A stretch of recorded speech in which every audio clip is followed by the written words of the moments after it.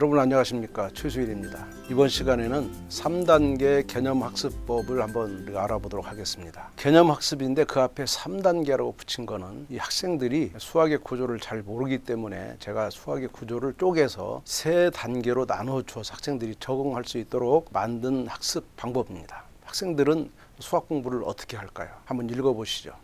대부분 아이들은 아마 이 범주에 속할 겁니다. 공부를 많이 하고 문제도 많이 풀고 그러면서도 실수도 하지 않고 응용도 잘하고 또 심한 문제도 잘 푸는 그런 아이를 어떻게 만들 수 있을까? 이번 시간은 그럴 학습법을 우리가 고민하자는 겁니다. 교과서 예를 가지고 한번 얘기해 보겠습니다. 20과 30의 최대 공약수를 찾아봅시다. 최대 공약수, 최소 공배수를 구하는 방법은 교과서가 보통 3가지 이상의 방법을 제시하고 있습니다. 바로 첫 번째 방법은 20과 30의 약수를 모두 쓰는 겁니다. 약수를 모두 나열했습니다. 약수를 먼저 쭉 나열한 다음에 이제 공통인 거 찾습니다. 공통인 거 다 표시해놨죠. 동그라미 쳤죠. 그러면 최대 공약수는 그 중에 가장 큰 거 얼마예요? 10이다. 이렇게 구하는 것이 최대 공약수입니다. 교과서는 이 방법을 가장 먼저 가르쳐주고 또 다른 방법도 가르쳐주고 있습니다. 두 번째는 이런 방법 생각할 수 있습니다. 여러분 많이 기억나시죠? 45와 75를 똑같이 나누는 공약수 5를 찾아서 5, 9, 45, 그 다음에 15. 그럼 그 다음에는 다시 9하고 15에 또 3으로 한 번 더 나눕니다. 마지막에는 3과 5가 남게 되죠. 이 마지막에 3과 5는 더 이상 공통으로 나누는 약수가 없기 때문에 계산이 끝났고, 이때 5하고 3을 곱한 이 15가 45와 75의 최대 공약수다 이렇게 구하는 거죠. 근데 교과서는 또 다른 방법이 있습니다. 또 다른 방법은 이렇게 45와 75를 여러 수의 곱으로 곱하는 곱셈식을 만들어서 거기서 공통으로 있는 것을 찾아냅니다. 5 곱하기 3 빨간색 부분이 두 군 공통으로 들어가 있죠. 그 15가 45와 75의 최대 공약수다 이렇게 말하는 겁니다. 이렇게 3가지 방법을 배웠을 때 학생들에게 물어봤습니다. 자, 너는 왜 그게 최대 공약수냐 이렇게 물었을 때 학생들이 왜 이게 최대 공약수다라고 설명할 수 있는 것은 어떤 방법이 있어요? 어떤 1, 2, 3번 중에서 1번 방법으로 푼 학생은 선생님 최대 공약수는 두 수의 약수 중에서 공통인 것 중에서 가장 큰 겁니다.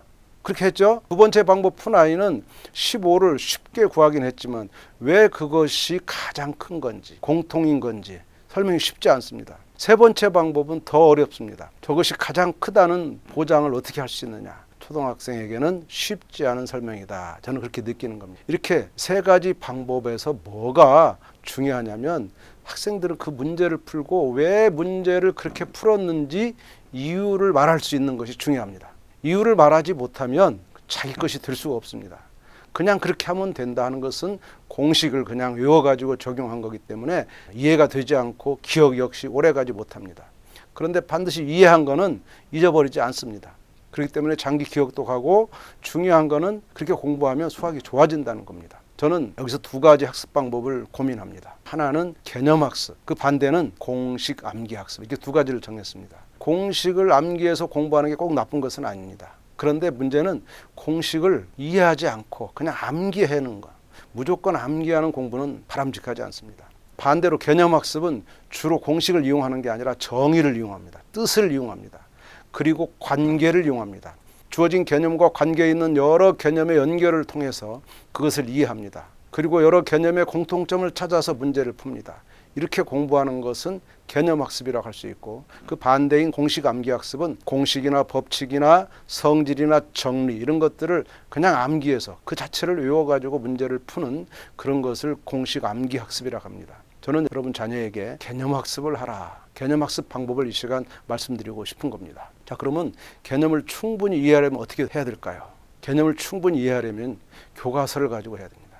교과서 외에는 개념을 잘 설명한 책이 없습니다. 교과서를 가지고 먼저 충분히 개념학습을 해야 됩니다. 근데 중요한 거는 교과서에서 이 정의와 성질, 뜻과 성질을 구분할 줄 알아야 되는데 이게 교과서는 구분되어 있지는 않습니다. 명확하게. 그러나 잘 읽어보면 처음에 가르치는 것이 정의입니다. 뜻입니다. 뜻을 가르치고 나면 그 다음 공식을 가르치고 성질을 가르치게 됩니다.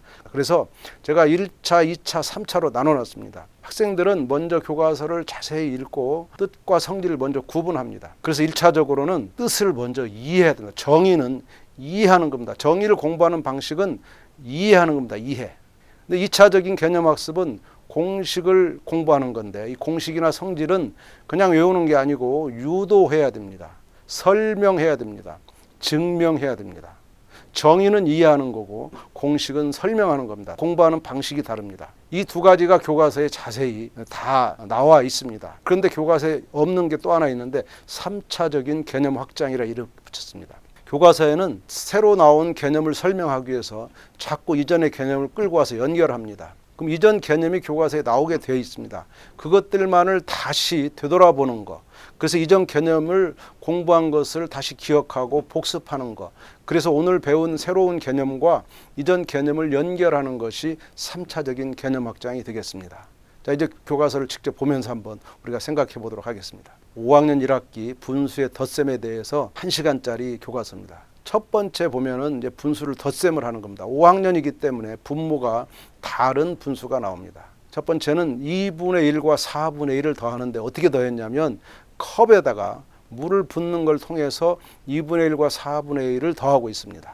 자, 오른쪽 가면은 두 번째, 이번에는 이제 4분의 1과 3분의 1을 띠그래프에다가 덧셈을 하고 있어요. 그림 가지고 하고 있습니다. 4번에 가면 우리가 익숙한 통분합니다. 두 가지 방법을 제시했어요. 하나는 6 곱하기 8, 68 그냥 분모를 다 곱해버렸습니다. 그랬더니 48이라는 분모가 생겼습니다. 두 번째 방법은 6과 8의 최소 공배수를 찾아서 24로 통분을 합니다. 자, 이것을 학생이 집에 와서 이제 어떻게 개념적으로 정리하느냐 3단계 개념학습을 한번 해보도록 하겠습니다. 3단계 개념학습 1차 개념학습이 뭐였습니까? 정의를 이해하는 겁니다. 근데 지금 요 장면은 덧셈인데 덧셈은 초등학교 1학년 때부터 했기 때문에 따로 정의가 여기 나오지 않습니다. 그보다는 분수라는 개념이 더 중요합니다. 그래서 분수의 뜻이 뭔가, 분수의 정의는 뭔가 이런 걸 생각해 볼 수 있습니다. 이걸 정확하게 기억하고 있느냐? 그게 1차적인 개념학습입니다. 두 번째는 2차적인 개념학습입니다. 공식을 유도하는 겁니다. 여기서는 그림을 이용해서 이 분모가 서로 다른 경우 덧셈을 했습니다. 또 마지막에 했던 방법은 통분이죠. 이렇게 해서 공식, 방법을 설명해야 하고 그 방법을 이해하면은 이제 설명할 수 있겠죠. 그런데 교과서 여기서 끝났지만 학생들은 3차적인 개념학습을 해야 됩니다. 3차적인 개념학습은 뭐냐면 이전 개념과 연결하는 겁니다. 교과서 두 쪽을 보면은 학생들은 이 분모가 같은 분수를 덧셈을 했습니다. 분모가 다른 경우에 분모를 같게 만들었죠. 그것은 4학년 때 분모 같은 분수를 덧셈하는 걸 배웠기 때문에 그것을 상기해야 됩니다. 이것도 그냥 공식만 외우는 게 아니고 분모가 같은 경우에 분모를 왜 건드리지 않았는가 이거를 다시 한번 생각하는 게 여기서 개념을 확장하는 겁니다.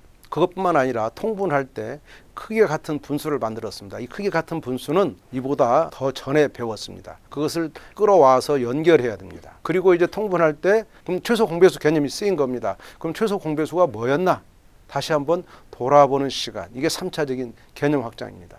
자, 그럼 개념학습은 어떤 장점이 있는가? 첫 번째는 연결 능력이 향상됩니다. 연결 능력이라는 것은 수학 개념이 다 논리적으로 연결되어 있기 때문에 연결하는 능력을 키우는 것, 즉 논리적인 사고력을 키우는 능력을 키우는 것이 됩니다. 그 다음에 연결이 됐기 때문에 응용 능력이 향상됩니다. 개념을 연결하면 저절로 능력이 향상된다 이렇게 보시면 됩니다. 그래서 이 개념들이 유기적으로 연결되기 때문에 기억이 장기 기억으로 가기가 쉽다. 한번 까먹은 것도 연결성을 가지고 있으면 다 그것을 새로 만들어낼 수 있는 힘을 가지는 겁니다. 근데 저는 개념학습의 최고의 장점은 네 번째라고 봅니다. 내적인 동기가 유발된다. 오늘 학생들에게 수학 공부를 많이 해라 이렇게 하지만 흥미를 가져라 이렇게 말하는 학생들 흥미를 갖지 않습니다. 이 개념학습을 해야만 학생들은 내적인 동기가 유발됩니다. 저는 이 내적인 동기 유발을 위해서라도 꼭 개념학습을 하는 것이 필요하다 이렇게 보겠습니다. 이렇게 해서 학생들은 개념의 연결성을 회복하게 되면 수학의 내적 동기가 회복되는 것을 볼 수가 있습니다. 오늘 여러분 우리가 되돌아본 것은 3단계 개념학습이었습니다. 3단계 개념학습은 첫 번째는 정의를 이해하는 거라고 했고 두 번째는 성질을 설명하고 유도하는 거라고 했습니다. 그리고 더 나아가서 세 번째는 이전의 개념을 연결해서 개념을 확장하는 거다 이렇게 말씀드렸습니다. 3단계 개념학습법 꼭 아이에게 적용해서 좋은 효과가 있기를 바라겠습니다. 감사합니다.